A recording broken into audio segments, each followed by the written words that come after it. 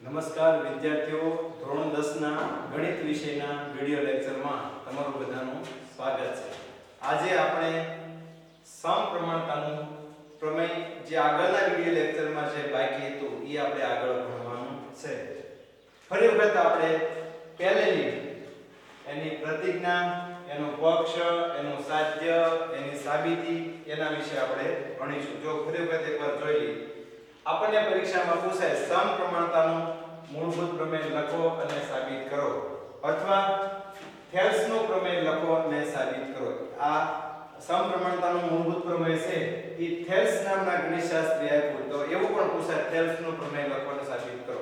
તો જો સમપ્રમાણતાનું મૂળભૂત પ્રમેય એટલે કે સમપ્રમાણતાના મૂળભૂત પ્રમેયની પ્રતિજ્ઞા, બરાબર ને? આને સમપ્રમાણતાના મૂળભૂત પ્રમેયની પ્રતિજ્ઞા પણ કહે છે. એટલે કે એનું પ્રમેય શું કહેવા માંગે જો ત્રિકોણની કોઈ એક બાજુને સમાંતર દોરેલી રેખા બાકીની બે બાજુઓને ભિન્ન બિંદુઓમાં છેદે તો તે બાજુ પર કપાતા રેખાખંડો એટલે કે AD અને DB અને AE અને EC તે બાજુઓનું સમપ્રમાણમાં વિભાજન કરે છે.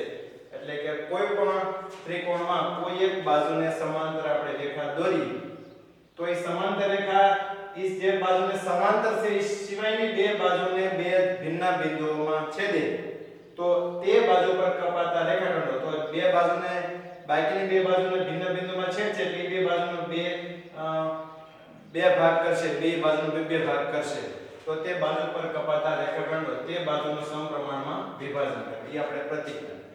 હવે પક્ષમાં લખશું ત્રિકોણ ABC ની બાજુ BC ને સમાંતર દોરેલી રેખા બાકીની બે બાજુઓ AB અને AC ને અનુક્રમે D અને E માં છેદે છે. પછી સાધ્યમાં AD ના છેદમાં DB બરાબર AE ના છેદમાં EC. પછી જો તો સાબિતીમાં BE તથા CD દોરો. જો સાબિતીમાં મેં તમને કીધું હતું કે ભાઈ સાબિતીમાં હાવ સરળ, સાબિતીમાં જે પહેલો સ્ટેપ હોય સાબિતીમાં એ પ્રમેયને સાબિત કરવા માટે જે વધારાનું લેવું પડે એ હોય. તો આપણે આ આપ્યું નથી, આપણને અંદર પ્રતિજ્ઞા મને તે તો ભાઈ B ને C દોરો, DM લંબ AC ને EM લંબ AB દોરો. પણ આપણે પ્રમેયને સાબિત કરવા માટે જે જરૂર પડે સાબિતીમાં શરૂઆતમાં લખીએ. તો જો આપણે લખ્યું કે B તથા CD દોરો અને DM લંબ AC અને EM લંબ AB દોરો. આમાં તમે આડાવડું થઈ જાય તોય આલે સાબિતીમાં. જો તમે પહેલા B છે ને ના જગ્યાએ તમે એમ લખો CD તથા BE દોરો અને પહેલા DM લંબ AC છે એની જેમ લખો તમે EM લંબ AB અને DM લંબ AC દોરો. એમ લખો તો પણ હાલે. એટલે સાબિતીના સ્ટેપમાં થોડુંક આમાં ફેરફાર તમે કરી શકો, બરાબર છે? પછીના સ્ટેપમાં શું છે સાબિતી? પછીના સ્ટેપમાં હવે કરીને અલ્પવિરામ કોનું ક્ષેત્રફળ જોવો તો હાવ ગણવું યાદ રાખો. AD નું ક્ષેત્રફળ બરાબર 1/2 ગુણ્યા પાયો AD ને ભેદ કોણ આવશે? EM. જોવો તો હવે કરીને અલ્પવિરામ AD બરાબર, જો હાવ સરળ. હવે તો જે ગાણિતિક છે તમને આમનામ આવડી જવું જોઈએ. AD બરાબર 1/2 AD ગુણ્યા 1/2 AD ગુણ્યા ભેદ EM. એ જ રીતે જેમ AD નું ક્ષેત્રફળ લીધું એ જ રીતે કોનું ક્ષેત્રફળ? BDE નું ક્ષેત્રફળ બરાબર 1/2 ગુણ્યા BD પાયો BD. ભેદ જો BD માં કોઈ ભેદ નથી આપ્યો. ઘણા વિદ્યાર્થી કહે છે AD માં તો ભેદ EN હતો અને DM હતો, તો BDE કયો કે DBE કયો, એમાં તો ભેદ છે જ નહીં. પણ આ ત્રિકોણ BDE ગુરુકોણ ત્રિકોણ છે, એમાં ભેદ બહારના ભાગમાં હોય. એટલે 1/2 BDE બરાબર 1/2 પાયો BD ગુણ્યા ભેદ બહારના ભાગમાં એટલે EN. ગુરુકોણ ત્રિકોણમાં ભેદ અંદર ન હોય એટલા માટે બહારના ભાગમાં એટલે EN ભેદ. બરાબર છે? બે ત્રિકોણ લઈ લીધા. કયા બે ત્રિકોણ લીધા ક્રમમાં? જો ADE અને BDE અથવા DBE જે નામ આપો. પછી પાછો AD બરાબર હું લખવા પડે 1/2 ગુણ્યા પાયો AE. પહેલા AD પાયો AD માટે લીધો તો હવે AD પાયો AE ગુણ્યા ભેદ DM. પછી કયો ત્રિકોણ AD લઈ લીધો. પછી DCE અથવા ECD જે તો આ ત્રિકોણ ECD અથવા DCE બરાબર 1/2 ગુણ્યા પાયો એનો AC અને ભેદ એમાં કોણ આવશે? DM ઉપર તો ઈ જ તે. પછી આપણે શું કર્યું? તેથી કરી આ AD ના છેદમાં BD નો ગુણોત્તર લઈ લીધો. AD ના છેદમાં BD બરાબર 1/3 AD ગુણ્યા EN ના છેદમાં 1/3 BD ગુણ્યા EN. લખી નાખ્યું. આ AD ના છેદમાં BD તો આમાં એનું જે 1/3 પાયો ગુણ્યા વેધ સૂત્ર છે લખી નાખ્યું. 1/3 જતા EN જતા એટલે વધ્યા કેટલા AD ના છેદમાં BD. એને આપી દો પરિણામ 1. હવે બીજું પરિણામ કઈ રીતે આવશે તમને ખ્યાલ પડી ગયો. આ પહેલા બે ક્ષેત્રફળને આધારે એટલે કે ADE નું ક્ષેત્રફળ અને BDE નું ક્ષેત્રફળ AB નો ગુણોત્તર લીધો એટલે પરિણામ 1 મળ્યું. એ જ રીતે કોણ ADE નું ક્ષેત્રફળ અને DCE નું ક્ષેત્રફળ આ બે નું ક્ષેત્રફળ લઈ લેશો. આ બે નું ક્ષેત્રફળ એટલે આપણે પરિણામ મળશે 2. જો ઉપરનો થોડો પ્રમેયને ચેકી નાખો કારણ કે આપણે આગળનો ભાગ સાબિત કરવા માટે આપણી પાસે જગ્યા નથી તો અહીંયા પક્ષ અને પ્રતિજ્ઞા એટલું કાઢી નાખું છું. સાબિતી આપણે સાધ્ય રાખવું પડશે કારણ કે આપણે સાધ્યને શું કરવાનું છે સાબિત કરવાનું છે.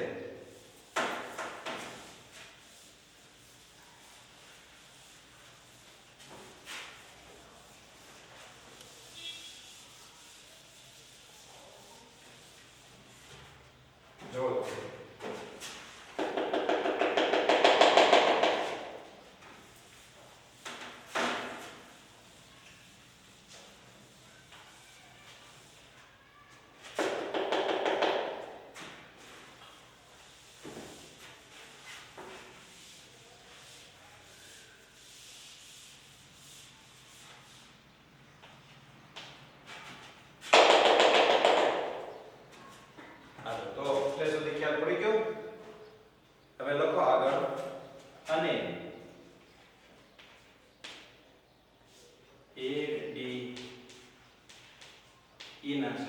અને આપણે જે પહેલું પરિણામ મેં તમને કીધું હતું ADE ના છેદમાં BDE ના આધારે આપણે લીધું. એ જ રીતે બીજું પરિણામ આપણે ADE અને DEC ના આધારે લેવાનું છે. એટલે ADE ના છેદમાં અને પહેલા આપણે તેથી કરી લીધું યાદ રાખો. અહીંયા પહેલું પરિણામ આપણે પહેલા બે ત્રિકોણના ક્ષેત્રફળનો ગુણોત્તર તેથી કરી લીધો. બીજું પરિણામ જે આપણે મેળવવાનું છે આ A ના છેદમાં EC. પહેલું પરિણામ AD ના છેદમાં DB મળ્યું. બીજું પરિણામ આપણે AE ના છેદમાં EC લેવાનું છે. એ આ બેનો ગુણોત્તર ADE અને DEC ના ક્ષેત્રફળનો અને અલ્પરામ ADE ના છેદમાં શું આવશે DEC.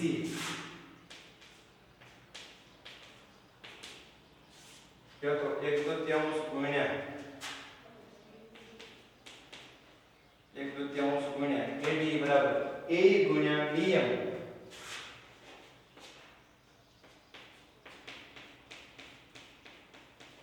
પછી આ DEC નું ક્ષેત્રફળ બરાબર 1/3 ગુણ્યા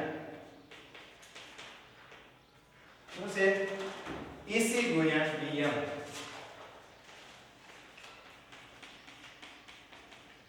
જો તો 1/3 જતા રહેશે DM જતા રહેશે એટલે વધ્યા કોણ AE ના છેદમાં EC.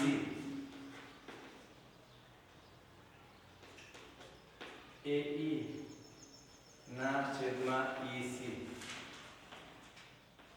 જો તો AE ના છેદમાં EC આને આપી દો પરિણામ 2. જો તો પહેલું પરિણામ આપણે શેના આધારે મેળવ્યું તેથી કરીને ADE ના છેદમાં BDE એટલે કે ADE નું ક્ષેત્રફળ ના છેદમાં BDE નું ક્ષેત્રફળ બરાબર આ બેનો ગુણોત્તર લઈ લીધો 1/3 ગુણ્યા AD ગુણ્યા EN.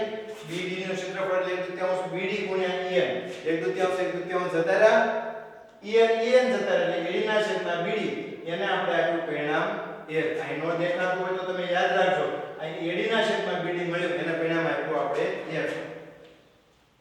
હવે એ જ રીતે આપણે ADE અને તેને લખ્યું અને ADE અને DEC ના ક્ષેત્રફળનો ગુણોત્તર તો ADE બરાબર 1/3 ગુણ્યા AE ગુણ્યા DM બરાબર છે અને DEC બરાબર 1/3 EC ગુણ્યા DM. બેનો અમે 1/3 ગુણ્યા પાયો ગુણ્યા વેધ હતું લખી નાખ્યું. 1/3 જતા રહ્યા DM જતા રહ્યા વધ્યા હું AE ના છેદમાં EC એને આપણે આપ્યું પરિણામ 2. હવે પરિણામ 1 અને 2 મળી ગયું. આ AD ના છેદમાં BD ઈ જો પરિણામ 1 છે ને આપણને સાધ્યની ડાબી બાજુ મળે યાદ રાખવાનું. તમારે હરખાઈ લેવાનું પરિણામ 1 મળે પછી આ પરિણામ 1 મળે ને તો એને તમારે ખાસ હરખાઈ લેવાનું. પરિણામ 1 મળ્યું AD ના છેદમાં BD ઈ સાધ્યની ડાબી બાજુ મળશે અને પરિણામ 2 છે ને ઈ તમને તમને સાધ્યની કઈ બાજુ મળશે? a ના છેદમાં 80 જમણી બાજુ મળશે. એટલે તમારે હરખાવી લો.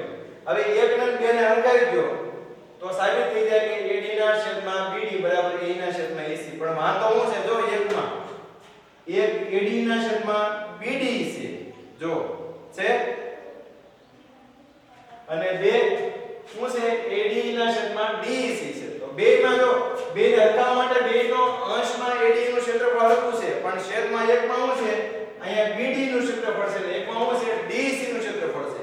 હવે BDE ઈ ક્યાં છે? જો તો આકૃતિમાં અહીંયા BDE આ ત્રિકોણ જો છે, પછી DEC આ બીજામાં શું છે? જો તો આ DEC ઈ ક્યાં છે?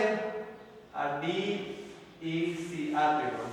તો આ બે ત્રિકોણ જો આપણે સરખા બેનું ક્ષેત્રફળ હરખું બતાવી દઈએ, કોનું? આ DEC ને BDE નું, તો પરિણામ 1 અને 2 ને 2 ને સરખાવી શકાય.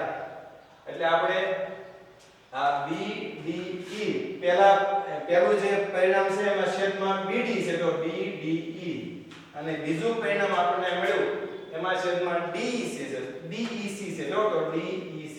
હવે જો ઈ બે ત્રિકોણ જે મળ્યા આપણને, જો BDE અને DEC, જો આ બે ત્રિકોણના ક્ષેત્રફળ જો આપણે હરખા બતાવી દઈએ કે BD નું ક્ષેત્રફળ થાય એટલું જ જો આપણે DEC નું ક્ષેત્રફળ થતું હોય તો પરિણામ 1 ને 2 ને 2 હરખા થઈ જાય, કારણ કે BDE નું ક્ષેત્રફળ બરાબર DEC નું ક્ષેત્રફળ. તો તમને ખબર હોય તો આપણે 9મા ધોરણમાં ભણ્યા હતા કે એક જ પાયા પર આવેલા, જો આ BDE અને DEC આ બંને ત્રિકોણો એક જ પાયા D ઉપર આવેલા છે, અને સમાંતર રેખાઓ કોણ? DE અને BC સમાંતર રેખાની એક જ જોડ વચ્ચે આવેલા છે, એટલે બેયના ક્ષેત્રફળ સમાન થાય. કોના? BDE નું ક્ષેત્રફળ થાય એટલું DEC નું ક્ષેત્રફળ થાય. યાદ છે આપણે ભણ્યા હતા, તમને ખબર હોય તો બે ત્રિકોણો સમક્ષેત્ર ક્યારે હોય? કે જ્યારે બંને ત્રિકોણો એક જ પાયા પર આવેલા હોય. તમને ખબર હોય તો મેં શીખવાડ્યું, આપણે એક આવું પ્રતિજ્ઞા લીધી હતી, બે સમાંતર રેખા હોય. આ ત્રિકોણ તમને ખબર તો આવું મેં તમને કીધું તો ABC કે બે સમાંતર રેખા આપણને આપેલી હોય, બે સમાંતર રેખા આપણને આપેલી હોય, એનો બે સમાંતર રેખાઓની વચ્ચે આવેલા બે ત્રિકોણો સમક્ષેત્ર ક્યારે બને? તો કે બેનો પાયો એક જ હોય. જો ABC અને ADB બે ત્રિકોણોનું ક્ષેત્રફળ સમાન થાય. શું કરવા? કારણ કે બંને ત્રિકોણો એક જ પાયા પર આવેલા છે, બેનો પાયો 80 છે, અને સમાંતર રેખાઓની એક જ જોડ વચ્ચે આવેલા છે. એટલે આપણે 9મા ધોરણમાં એવું ભણ્યા હતા કે એક જ પાયા પર આવેલા આ બે ત્રિકોણો છે, જો તો ABC અને ADC બેમાં પાયો 80 છે, બે ત્રિકોણો એક જ પાયા પર આવેલા છે અને સમાંતર રેખાઓની એક જ જોડ વચ્ચે આવેલા છે, એટલે બંને ત્રિકોણો સમક્ષેત્ર થાય. તો અહીંયા ઈ છે, જો BDE અને DEC બે ત્રિકોણનો પાયો આ DD આવજો, BDE માં D આવે અને DEC માં D આવે, એટલે કે બંને ત્રિકોણો આ BDE અને DEC બેના જો ક્ષેત્રફળ સમાન થઈ જાય તો આપણે 1 ને 2 ને હરખાવી શકીએ. અહીંયા તો પરિણામ 1 માં છેદમાં BD છે અને અહીંયા DEC છે, બેમાં અંશ સમાન છે AD, તો આ બેના ક્ષેત્રફળ આપણે સમાન મળે. કઈ રીતે? કારણ કે આ BDE અને DEC બંને ત્રિકોણ એક જ પાયા D પર અને સમાંતર રેખાઓ D અને BC એક જ જોડ વચ્ચે આવેલા છે, એટલે બંને સમક્ષેત્ર થશે. તો જો આપણે લખીએ છીએ, યાદ રાખો. હવે ને એ લખું છું પરિણામ 2 પછી, ઈ ખાસ તમે યાદ રાખજો. હવે BDE અને DEC, BDE એટલે કે આ ત્રિકોણ જો તો BDE અને DEC અને DEC, એટલે કે પહેલા BDE એટલે જો આ ત્રિકોણ અને DEC એટલે આ ત્રિકોણ. BDE અને DEC એ એક જ પાયા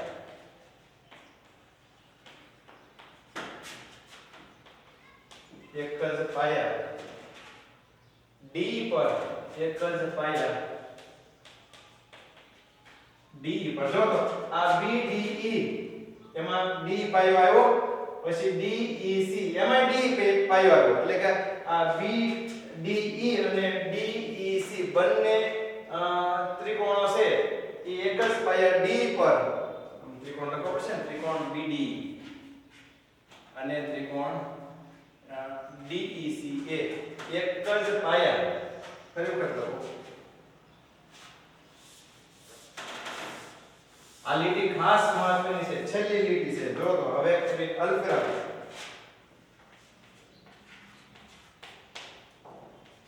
ત્રિકોણ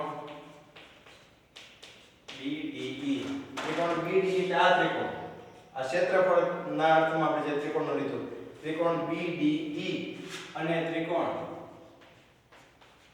કોણ આ BEC ત્રિકોણ BEC એ એક જ પાયા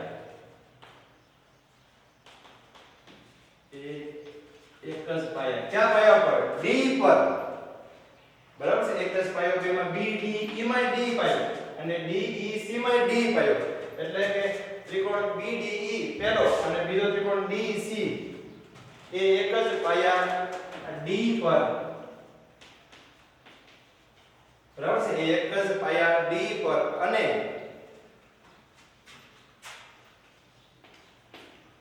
જો તો BC સમાંતર D BC સમાંતર બે લીટા સમાંતર થાય ને BC સમાંતર BE અને BC સમાંતર DE ની જોડ વચ્ચે આવેલા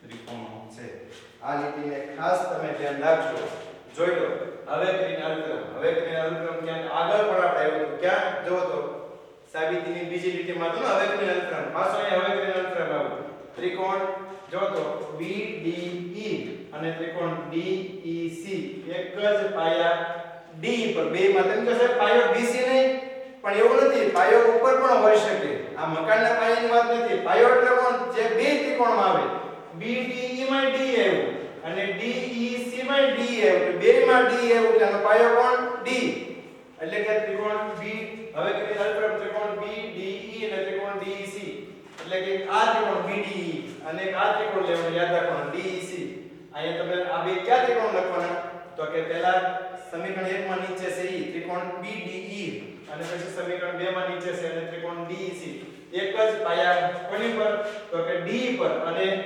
BC સમાંતર D જો આ BC બાજુ છે આપણે ખબર છે DE ને સમાંતર ની જોડ વચ્ચે આવેલા ત્રિકોણો છે મેં તમને પહેલા કીધું હતું કે એક જ પાયા પર આવેલા અને સમાંતર રેખાઓની એક જ જોડ વચ્ચે આવેલા ત્રિકોણો કેવા હોય સમક્ષેત્ર એટલે કે BD નું ક્ષેત્રફળ થાય એટલું જ DEC નું થાય તેથી કે લખો તેથી BDE તેથી BDE બરાબર DEC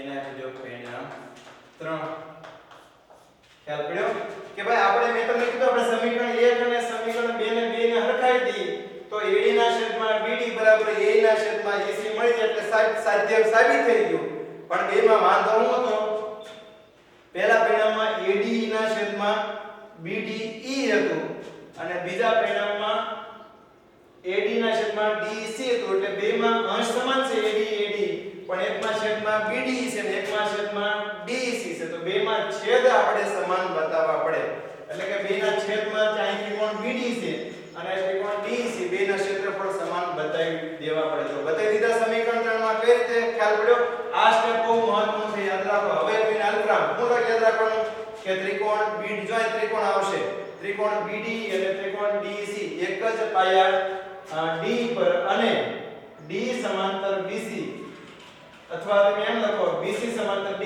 આમાં BC સમાંતર D લખો કે પછી પહેલા D સમાંતર BC લખો એ બે છે ની જોડ વચ્ચે આવેલા ત્રિકોણો છે તેથી હું કહી શકાય BD નું ક્ષેત્રફળ બરાબર DEC નું ક્ષેત્રફળ એનો અર્થ એ છે કે આ બે ક્ષેત્રફળ સમાન છે BD બરાબર DEC એટલે એનો અર્થ શું છે આને બેને હરખાવો તમે હવે તો આપણને સીધું લખી શકાય AD ના છેદમાં BD બરાબર A ના છેદમાં EC જો આપણે લખશું તેથી એક અલ્પના 2 અને 3 પરથી બરાબર છે હું લખી શકાય એક અલ્પવિરામ, બે અલ્પવિરામ અને 3 પરથી એટલે કે આ સમીકરણ 3 શું કહેવા માંગે કે ભાઈ BD નું ક્ષેત્રફળ છે એટલું જ DEC નું ક્ષેત્રફળ છે એટલે આ બે નું ક્ષેત્રફળ સરખું થાય તો બે માં અંશ તો સમાન જ હતો AD તો છેદ એ સમાન થઈ ગયો કારણ કે BD બરાબર DEC બે સમાન થઈ ગયું એટલે હું લખી શકાય સમીકરણ 1 બરાબર 2 લખી શકાય એટલે કે સમીકરણ 1 2 3 પરથી એટલે સમીકરણ 3 માં આપણે શું કીધું કે BD નું જેટલું ક્ષેત્રફળ થાય એટલું જ DEC નું ક્ષેત્રફળ થાય એટલે એનો અર્થ એ છે કે આ બે સમીકરણ 1 અને 2 બે સમાન છે તેથી આપણે લખી શકાય AD ના છેદમાં સમીકરણ 1 શું છે AD ના છેદમાં BD બરાબર સમીકરણ 2 માં શું છે A ના છેદમાં EC લ્યો આ પ્રમેય પૂરો એટલે ટપકો કે ના પણ મોટો હો પ્રમેય પૂરો ના થઈ ગયો અહીંયા એટલે ટપકો જો સાધ્ય મળી ગયું જો તો આ પ્રમેય અહીંયા આપણો એન્ડ આવ્યો ક્યાં પૂરું થયું તો અહીંયા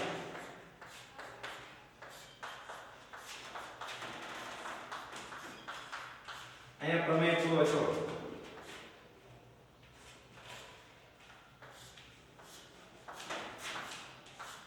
અહીંયા આપણો પ્રમેય પૂરો થઈ ગયો એટલે ત્યાં સુધીમાં શું આવે જોઈ લઈશું આપણે પ્રમેય પૂરો થાય ને તો એ જોવાનું છે સાધ્ય તો આપણે સાબિત કરવાનું તો મળી ગયું જો તો AD ના છેદમાં DB હવે DB કે BD જે કરવું થાય હો પાછું અને A ના છેદમાં EC મળી ગયું લ્યો તો વિદ્યાર્થીઓ આ પ્રમેય જો છઠ્ઠા ચેપ્ટર ત્રિકોણમાં મેં તમને પહેલા કીધું હતું કે આ ત્રિકોણ કુલ 6 માર્કનો પૂછાય એમાં એક 4 માર્કનો પ્રમેય પૂછાય અને 2 માર્કનો એક દાખલો પૂછાય એટલે 4 માર્કના પ્રમેય 4 છે આવા તો 4 તો પ્રમેય તમે એકવાર સમજી જાવ તો પછી શું થાય આપણને ઈ 4 માંથી 4 માર્ક મળી જાય આમાં બીજો કોઈ ફેરફાર કરતા નથી સીધું જ તમને એમ છે કે સમપ્રમાણતાનું મૂળભૂત પ્રમેય લખો અને સાબિત કરો તો પહેલા શું કરવાનું તમારે સમપ્રમાણતાનું મૂળભૂત પ્રમેય લખવાનું પછી સાબિત કરવા માટે પહેલા પક્ષ લખવાનું જેમ લખ્યું પછી સાધ્ય પછી સાબિતીમાં જે પ્રમાણે મેં તમને આપો પ્રમેય સાબિત કરાવો એ પ્રમાણે ખાસ આજના વિડિયો લેક્ચરમાં જે આપણે જોયું નથી જોઈ પરિણામ 1 સુધી આપણે આની પહેલાના વિડિયો લેક્ચરમાં ભણ્યા હતા પરિણામ 1 પછીનો ભાગ છે આજના વિડિયો લેક્ચરમાં ભણ્યા પાછું જોઈ જાઓ અને કરીને AD ના છેદમાં DEC એટલે આ પરિણામ 1 માટે આપણે પહેલા બે ત્રિકોણના ક્ષેત્રફળનો ગુણોત્તર લીધો તો પરિણામ 2 માટે આ ADE અને DEC આ બે ક્ષેત્રફળના ગુણોત્તર લઈ લો તો કે અને ADE ના છેદમાં DEC AD બરાબર શું છે 1/3 ગુણ્યા AE ગુણ્યા DM ના છેદમાં DEC નું ક્ષેત્રફળ બરાબર 1/3 ગુણ્યા EC ગુણ્યા DM 1/3 જતા રહ્યા DM જતા રહ્યા A ના છેદમાં EC અને પરિણામ આપી દીધું 2 હવે જો પરિણામ 1 અને 2 ને હટાવી દઈએ ને આપણે તો AD ના છેદમાં BD બરાબર AE ના છેદમાં EC મળી જાય સાધ્ય પણ એમ સીધું હરખાવી શકાય નહીં કારણ કે વાંધો શું છે આ AD ના છેદમાં BD નું ક્ષેત્રફળ છે અહીંયા AD ના છેદમાં શું છે DEC નું ક્ષેત્રફળ